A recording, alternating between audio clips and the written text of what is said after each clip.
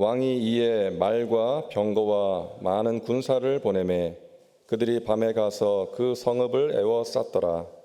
하나님의 사람의 사환이 일찍이 일어나서 나가 보니 군사와 말과 병거가 성읍을 에워쌌는지라. 그의 사환이 엘리사에게 말하되 아, 내 주여, 우리가 어찌하리이까 하니 대답하되 두려워하지 말라. 우리와 함께한 자가 그들과 함께한 자보다 많으니라 하고 기도하여 이르되 야훼여, 원하건대 그의 눈을 열어서 보게 하옵소서 하니 야훼께서 그 청년의 눈을 여심해 그가 보니 불말과 불병거가 산에 가득하여 엘리사를 둘렀더라. 아멘. 하나님께서 저와 여러분들과 함께 큰 은혜 주실 수 있도록 또 성령으로 충만하게 할 줄 믿습니다. 말씀 전에 한번 찬송 잠깐 드리고 말씀 함께 나누겠습니다. 찬송가 370장 주 안인 나에게 찬양 드리겠습니다.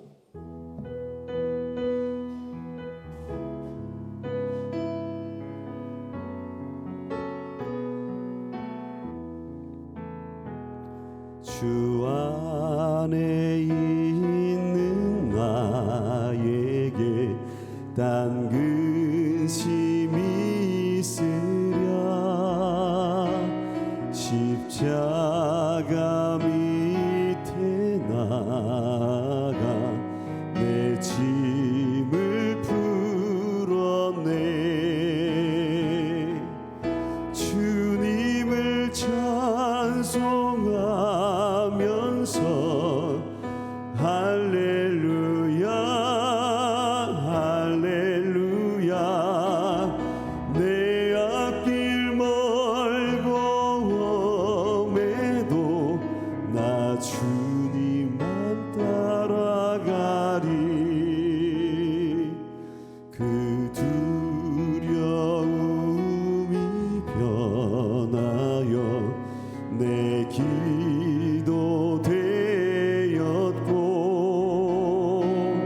전날의 한숨 변하여 내 노래 되었네. 주님을 찬송하면서 할렐루야 할렐루야. 내 앞길 멀고 험해도 나 주님만 따라가리. 내 주는 자비하셔서 늘 함께 계시고 내 궁핍함을 아시고 늘 채워주시네. 주님을 찬송하면서 할렐루야 할렐루야. 내 앞길 멀고 험해도 나 주님만 키 올려서 내 주와 맺은 내 주와 맺은 언약은 영불변하시니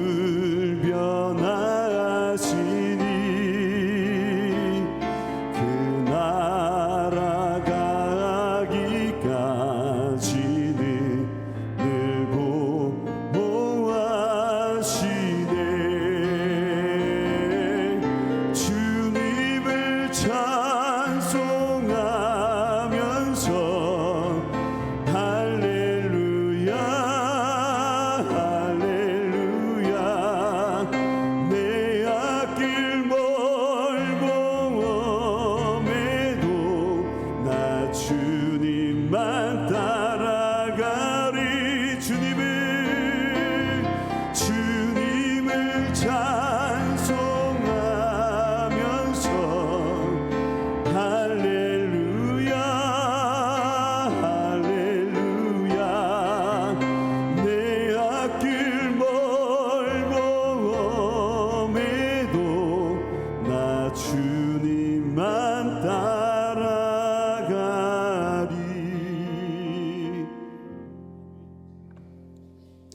주 안에 있는 나에게 딴 근심 없는 줄 믿습니다.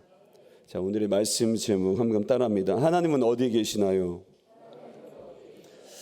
하나님은 어디에 계실까요? 하나님 보좌 우편에 앉아 계실까요? 아니면 또 저 하늘에 또 저 멀리 계실까요? 하나님은 어디 계신지 또 숨은 그림 찾듯이 또 보물을 찾듯이 함께 찾는 이 새벽 되시기 바랍니다. 하나님 어디 계시냐? 첫 번째 따라합니다. 두렵고 외로운 밤에. 하나님은 두렵고 또 우리 인생에서 외로운 밤에 그 가운데 계시다는 거예요. 오늘 본문에 아람 왕이 열받아서 하는 말이 있습니다. 뭐냐면 이스라엘을 공격하기 위해서 이스라엘 지역을 갈 때마다 늘 이스라엘 군대가 방비하고 있는 거예요. 이쪽으로 하면 이쪽으로, 저쪽으로 하면 저쪽으로 늘 군인들이 대기하고 있으니까 공격할 수가 없는 거예요. 그래서 신하들 불러놓고 우리 중에 내통하는 자가 있지 않느냐, 어떻게 우리가 갈 때마다 이스라엘 군인들이 준비하고 있냐. 그랬더니 한 신하가 말합니다. 왕이요, 이스라엘에는 엘리사라는 선지자가 있는데 왕이 침실에서 하는 말도 다 이스라엘 왕에게 고합니다. 그래, 그러면 그 엘리사가 어디 있느냐? 도단성에 있다고 합니다. 당장 잡아라.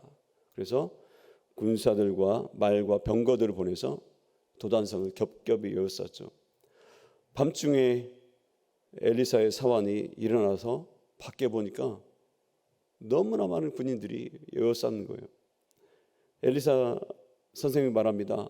내 주여 어찌하리까? 어떻게 합니까? 그랬더니 엘리사가 말합니다. 두려워하지 마라. 저들보다 우리와 함께한 자가 더 많으니라. 할렐루야. 우리도 인생을 살다 보면 수많은 어려움에 봉착해서 이 엘리사의 사원처럼 두려워하고 걱정하고 근심하고 낙심할 때가 있다라는 것입니다. 그때 하나님 함께 계시다는 거예요. 저들과 함께한 자보다 우리와 함께한 하나님이 더 강하다는 거예요. 믿습니까? 하나님은 대적보다 강하시고 문제보다 크시고 하나님 모든 것을 하실 수 있습니다. 하나님께서 역사할 줄 믿습니다. 야곱도 같은 경험을 했죠. 에사의 낯을 피해서 밧단아람으로 도망갈 때 베델에서 잠이 들었죠. 그 잠자는 그 상황에서 하나님께서 말씀하시잖아요. 야곱아, 나는 내 할아버지 아브라함의 하나님이고 아버지 이삭의 하나님이다. 네가 어디로 가는 내가 함께 있을게. 또 다시 돌아오게 해줄게. 내 자손이 많게 해줄게. 하나님께서 엄청난 축복의 말씀을 주셨어요. 그 다음날 아침에 깨어나서 야곱이 이렇게 고백합니다. 창세기 28장 16절 야곱이 잠이 깨어 이르되 야훼께서 관이 여기 계시거늘 내가 알지 못하였도다. 어디 있었다고요? 여기 있었다는 거예요. 그렇게 외롭고 그렇게 힘들고 그렇게 고난의 밤을 지날 때 하나님이 그 자리에 함께 있었다는 것입니다. 다시 20년이 지나서 야곱이 성공의 어떤 축복을 안고 돌아올 때도 마찬가지죠. 형 에서의 400명이 군대가 온다고 하니까 너무 두려워서 먼저 선물을 보내고 또 자녀들 보내고 홀로 남았을 때 야복강에 남았을 때 하나님의 사자와 씨름하죠. 건너갈 수 없습니다. 그러다가 하나님께서 환도뼈를 치니까 환도뼈가 부러지고 그때 내게 축복하지 않으면 내가 당신을 가게 하지 않겠습니다. 내 이름이 뭐냐? 야곱입니다. 너는 이제 더 이상 야곱이 아니다. 이스라엘이다 라고 하나님께서 이름을 바꿔주셨습니다. 그때도 그 외롭고 그 절망적인 밤에 하나님이 함께 있었다는 것입니다. 믿습니까? 축복도 있었지만 영광의 상처도 있었다는 것이죠. 자, 우리도 이와 같은 인생의 어두운 밤을 지날 때가 있는 겁니다. 예수님도 그렇잖아요. 겟세마네 동산에 기도하실 때 그 베드로와 야고보와 요한을 불러놓고 내가 곤민하여 죽게 되었으니 나를 위해서 기도하라고 주님께서 부탁하지 않습니까? 예수님도 얼마나 힘드셨으면 그 밤에 겟세마네 동산에서 내가 곤민하여 죽겠다라고 말씀했다는 겁니다. 그리고 이 잔이 내게서 지나가도록 한참 하나님께 기도하시죠. 저도 이와 같은 경험을 한 적이 있습니다. 깊은 고난의 밤을 지나는 때가 있었는데요. 제가 선교사 발령받고 이제 이삿짐을 쌓고 컨테이너에 모든 짐을 싣는 날이 굉장히 추운 겨울이었어요. 그때가 2월 4일 정도 됐는데 영하 한 5도에서 10도 가량 됐던 걸로 제가 기억하는데 이삿짐 날릴 때는 문을 활짝 열고 있잖아요. 근데 막내가 그때 6살, 7살 때 그때였어요. 그래서 애가 괜찮은 줄 알고 이불 뒤집어 쓰게 하고 짐을 다 날렸는데 그게 한참 시간이 걸렸어요. 근데 아이가 갑자기 저녁에 열이 오르기 시작하는 거예요. 우리 열 떨어뜨리기 위해서 약을 먹였는데 갑자기 더 열이 솟구치는 거예요. 그러다가 갑자기 몸이 부들부들 떨면서 몸이 차가워지고 그 창백하게 되는 거 있죠. 왜 시신 보면 왜 검푸르게 변하잖아요. 애가 부들부들 떨면서 갑자기 옆으로 확 넘어지는 거예요. 그 모습 우리가 같이 보다가 집사람과 저와 또 둘째 상원이가 보고 그 모습 보니까 그 엄마가 저희 집사람 말합니다. 저래 부른 거예요. 이 속에서 막 끓어오르는 둘째도 막 저래 동생 부르면서 어쩔 줄 모르는 거예요. 저는 그때 막 119 전화해서 상황이 어떻다, 뭐 기온이 얼마, 뭐 체온이 어떻게 되냐 막 물어보는데 그때 41도까지 올라간 거예요. 너무 막 열이 많이 오니까 급하게 오니까 애가 막 부들부들 떨면서 입술이 파랗게 변하고 확 쓰러졌는데 그때 이제 응급차 와서 저는 제 차 타고 뒤따라갔는데 하나님께 기도하죠. 그 시간이 굉장히 길게 느껴져요. 나를 선교사로 부르신 또 파송하신 하나님께서 이 아이 살려줄 줄 믿습니다. 하나님 지켜주시옵소서. 응급실에 가서 새벽 2, 3시까지 응급처치하고 다행히 하나님께서 그 아이를 살려주셨어요. 할렐루야.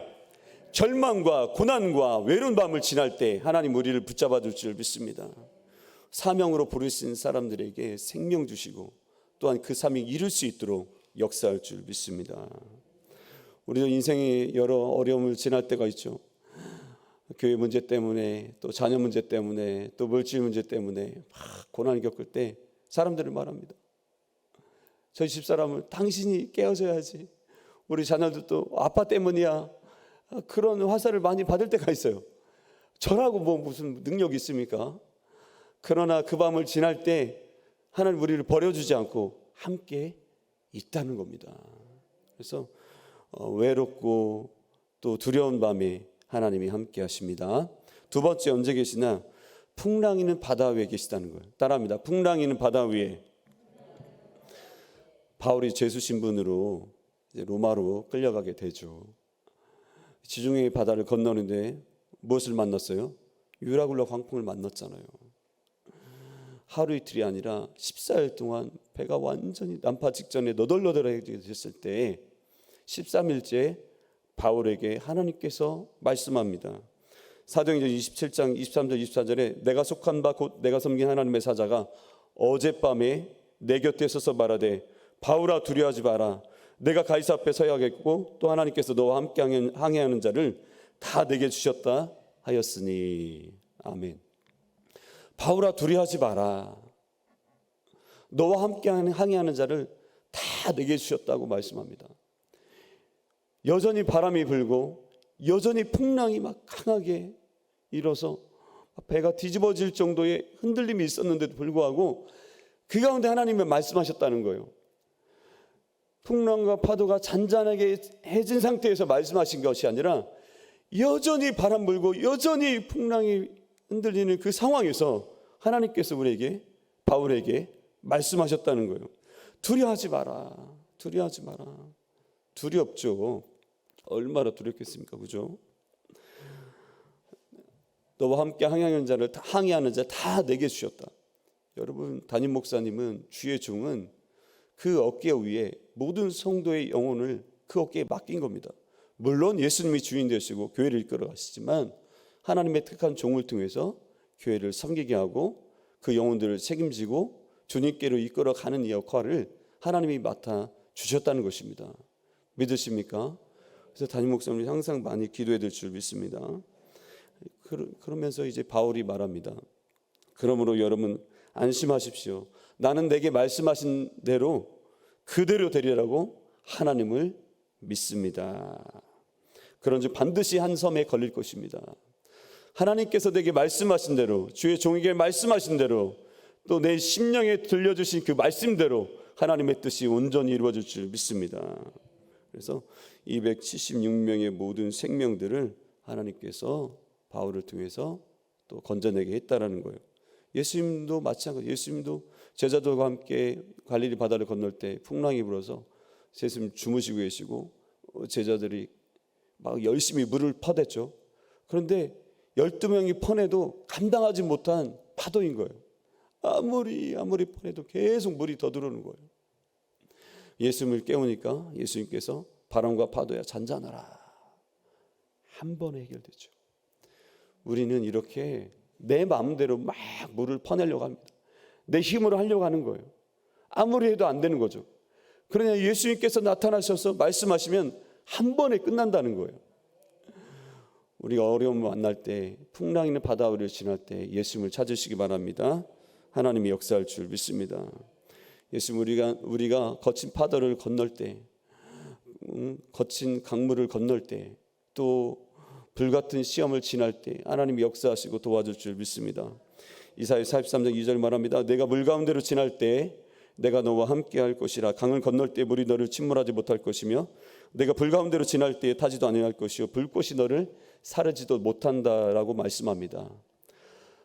제가 속해 있는 땅이 나라가 우크라이나 접경에 있는 나라입니다. 슬로바키아가 우크라이나 오른쪽에 동쪽에 있는데 여러분 알다시피 지금 전쟁 중이고 전쟁이 터졌잖아요. 작년에 전쟁이 일어나기 전에 그런 일이 있었어요. 한 3가지 사건이 있었는데 전쟁이 일어나기 일주일 전에 이 대한민국 정부에서 굉장히 우크라이나에 있는 선교사님들 빨리 나오라고 우크라이나 안에 있는 교민들 나오라고 했는데 대부분 우크라이나는 교민들보다는 선교사님들이 70-80%가 있습니다.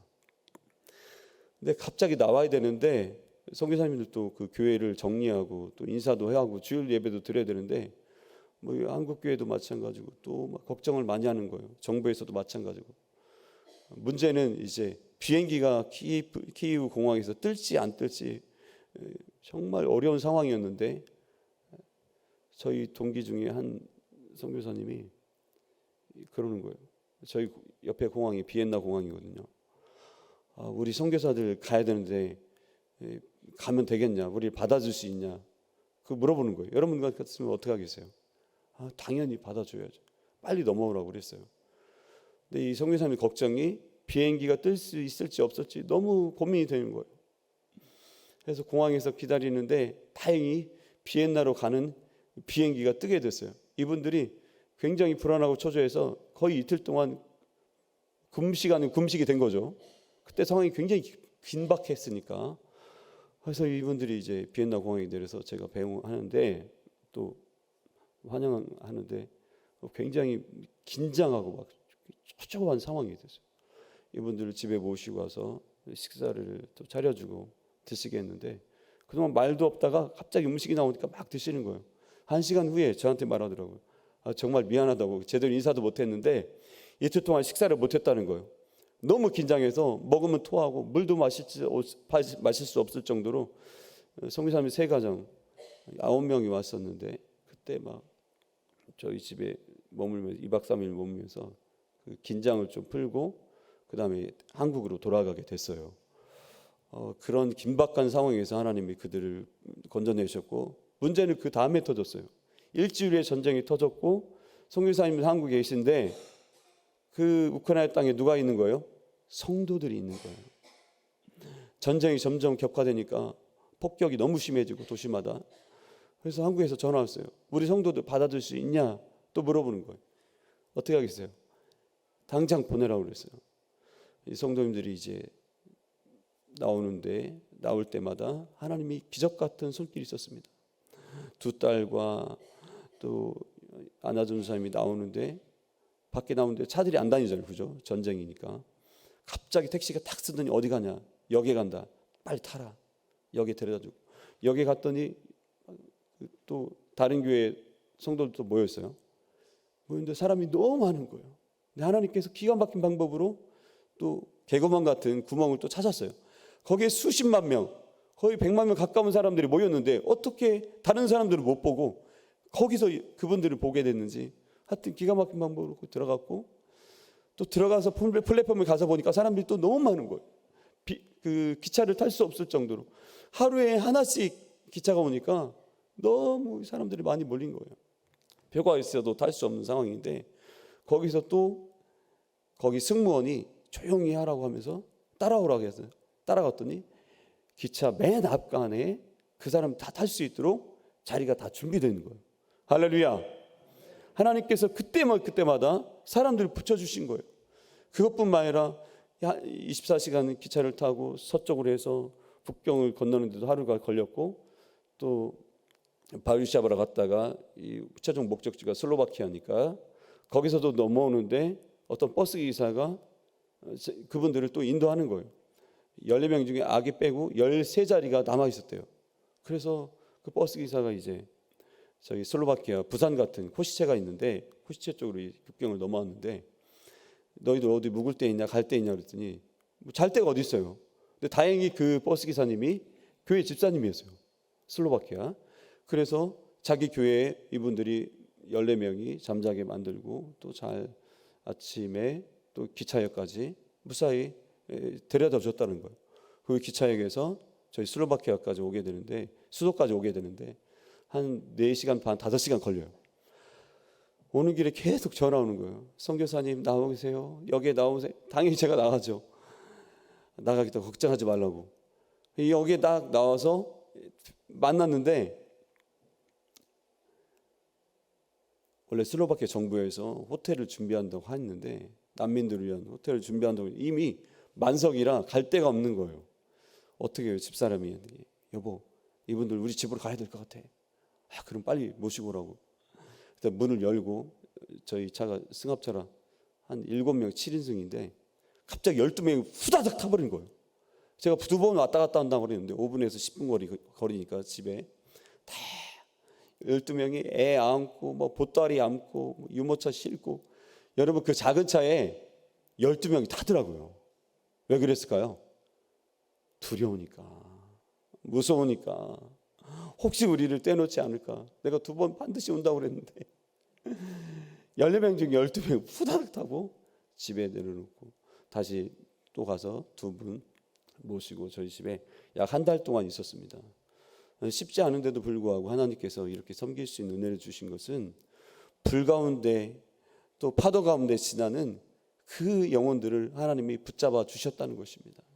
전쟁의 포화 속에서 그분들을 살리기 위해서 저와 저희 집사람 우리 교회 성도들을 사용했다는 겁니다. 여러분, 그러니까 전쟁의 위험 속에서도 그런 풍랑의 정말 침몰할 같은 위험 속에서도 하나님이 우리를 건져주는 거 믿으시기 바랍니다. 마지막 3번째, 하나님 어디 계시냐? 따라합니다. 십자가 위에 고통의 자리. 하나님 어디 계시냐? 십자가 위에 가장 고통스러운 순간에 함께 있다는 거예요. 1986년 노벨 평화상 수상자이며 홀로코스트 생존자인 엘리 위젤의 생존 기록이 흑야라는 책이 있습니다. 더 라이트라는 책이 있는데, 하루는 아우슈비츠 수용소에서 일하고 다 저녁에 모이는데 독일군들이 다 한 곳에 사람들을 모으는 거예요. 광장에 모아놓고 죄에 대한 심판하겠다는 거예요. 남자 3사람이 걸렸는데 빵을 훔쳤다는 명목으로 모아놓았어요. 그래서 이제 이 사람들을 교수형에 처하려고 하는데, 문제는 그 3사람 중에 2사람은 성인인데 한 아이가 10살짜리 정도의 소년이었어요. 이제 심판이 시작됩니다. 다 목매달았는데 사람들이 웅성웅성거립니다. 하나님 어디 계시나? 하나님 어디 계시나? 이런 고난 상황에 있어서 하나님 어디 계시냐고 하나님이 질문하는 거예요. 시작됐어요. 2사람은 금방 숨이 끊어졌어요. 성인이니까. 근데 그 소년은 30분이 지나도록 바들바들 떠는 거예요. 생명이 안 끊어지는 거예요. 그 모습을 지켜보고 있는 많은 사람들이 하나님 어디 계시냐? 지금 이런 상황에서 하나님 어디 계시냐라고 말할 때 엘리 위젤의 마음속에 그런 음성이 들려옵니다. 하나님 어디 계시냐고? 바로 여기 있다. 함께 저 위에 달려있다라고 말씀했다. 여러분, 고난의 순간에, 고통의 순간에 하나님 멀리 계신 것이 아니라 그 고통의 정점에도 하나님은 같이 있다라는 거예요. 저도 이와 같은 경험을 했는데요. 제가 로마 교회, 집시교회라고 그러죠. 3년째 사역하고 있을 때 앞에서 집시 성도들이 찬양하고 있고 저는 맨 앞자리에 설교 준비하고 있었어요. 이렇게 같이 찬양하고 준비하고 있는데 갑자기 하나님의 임재가 느껴졌어요. 우리가 일생일 때 하나님을 경험하는 그런 순간들 있잖아요. 음성이 들리든 뭐 전율이 온다든지, 갑자기 전율이 있으면서 하나님의 음성이, 하나님이 여기 계신 것을 막 너무 느껴지는 거예요. 그래서 제가 물어봤어요. 주님 여기 계셨어요? 예수님 여기 계셨어요? 물어보니까 주님께서 말씀합니다. 그래, 나 여기 있다. 슬로바키아 말로 아노, 나 썸뚜, 나 여기 있어 라는 뜻이거든요. 그 음성이 들려오는 거예요. 제가 얼마나 놀랐는지. 왜 그러냐? 여러분, 집시교회는, 집시들은 굉장히 가난합니다. 그리고 배척당하고, 그리고 많이 병들고 일찍 죽습니다. 여자애들은 12살부터 강간 성폭행 당해서 아이를 낳기 시작해서 대부분 20살이 되기 전에 아이를 서너 명 낳습니다. 그러니 그 인생 얼마나 비참하겠어요. 학교도 못 가고. 남자애들도 마찬가지예요. 여자애들 마찬가지고. 술에, 마약에, 또 질병에 시달려서 40 되기 전에 대부분 죽습니다. 배가 이렇게 나와서 일찍 죽는데, 학교에 가도 애들이 막 슬로박 아이들이, 백인 애들이 돌 던지고 침 뱉고 더럽다고 냄새 난다고 그러니까 늘 동떨어져서 외롭게 배척당하는 인생인데, 그 집시교회 제가 4군데 섬기고 있는데 그 중에 가장 가난한 교회가 그 제으라 교회였어요. 그 제으라 교회에 예수님이 거기 있다는 거예요. 제가 나중에 작년에 코로나 이후에 다시 가서 그 몇 년 전에 있었던 이야기를 다시 했어요. 그랬더니 아이들과 어른들이 막 다 일어나서 막 할렐루야 소리 지면서 막 박수치고 환호하면서 난리가 난 거예요. 그리고 그 교회를 섬기고 또 도와주던 백인 우리 오순절 교단 목사님, 한 70대 되신 목사님 계신데 그 목사님 눈물을 쫙쫙 흘리는 거예요. 자기가 이렇게 이 집시교회들을 섬기고 돌봤는데 그런 음성 들은 적이 없는데 거기에 예수님 계셨다라는 음성을 듣고 막 눈물을 흘리며 너무 감격하는 거예요. 성도들도 마찬가지고 가장 가난하고 가장 고통스럽고 가장 절망적인 그 장소에 예수님이 함께 있었다는 것입니다. 믿습니까? 우리는 생각하기에 하나님이 축복의 자리에 또 은혜의 자리에 뭐 성공의 자리에 함께 있다고 생각할 수 있는데, 물론 거기도 계시죠. 그렇지만 가장 힘들고 어려운 시간에 그 순간 속에 하나님은 같이 있다는 겁니다. 그래, 나 여기 있어 라고 하시는 주님의 음성이 들릴 수 있기를 바랍니다. 고통의 한 순간에 가장 정점에서 예수님께서 함께 계시다는 겁니다. 여러분, 십자가는요 2가지를 만족하잖아요. 우리를 구원하시기 위한 예수님의 인간의 가장 연약한 모습으로 피 흘리신 십자가 예수님. 그러나 그 예수님은 주권자가 되시고 하나님의 아들이시고 하나님이시라는 겁니다. 2가지를 다 가지고 계신 예수님께서 저와 여러분을 사랑하기 위해서 십자가에 달렸다는 겁니다. 그 고통의 순간에 우리와 함께 하시려고 그런 것이죠. 하나님 어디 계시냐? 제가 3가지가 있죠. 어디에? 두렵고 외로운 밤에, 그 다음에 풍랑 있는 바다 위에, 십자가 위에 하나님께서 함께 할 줄 믿습니다. 아멘. 우리 한번 다시 한번 찬양합시다. 주 안에 있는 나에게. 원래 키로 해주세요.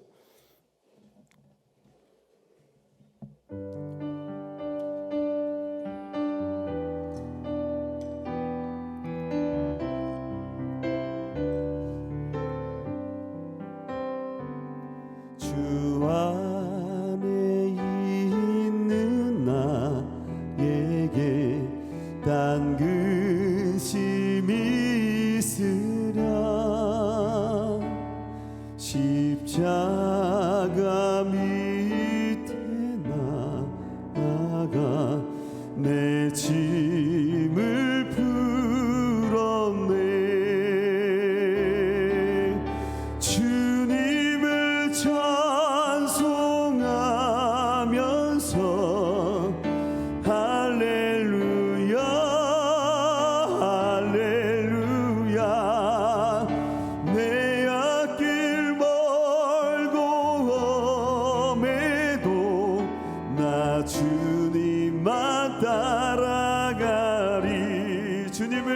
찬송하면서 주님을 찬송하면서 할렐루야 할렐루야 내 앞길 멀고 엄해도 나 주님만 따라가리. 주님을 우리 두 손 높이 들고 찬양합시다.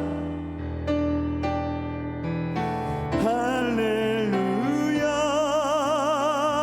할렐루야 내 앞길 멀고 엄해도 나 주님만 따라가리. 주님을 찬양합니다. 주님을 찬송하면서 할렐루야 할렐루야 내 앞길 멀고 엄해도 나 주님만 따라가리. 하나님 감사합니다. 우리 신봉 송파교회를 축복해 주시고 은혜를 내려 주옵소서. 고난의 밤을 지나는 하나님의 백성들을 기억해 주옵소서. 풍랑이는 바다 위를 지나는 하나님의 백성들을 기억하여 주옵소서. 고통의 자리 십자가 같은 엄청난 아픔을 겪고 있는 성도들을 기억해 주시고 은혜를 내려주시고 믿음으로 승리하게 도와 주옵소서. 모든 병만은 떠나갈지어다. 절망도 떠나갈지어다. 하나님 지키시고 인도하여 주옵소서. 예수님의 이름으로 간절히 기도합니다. 아멘.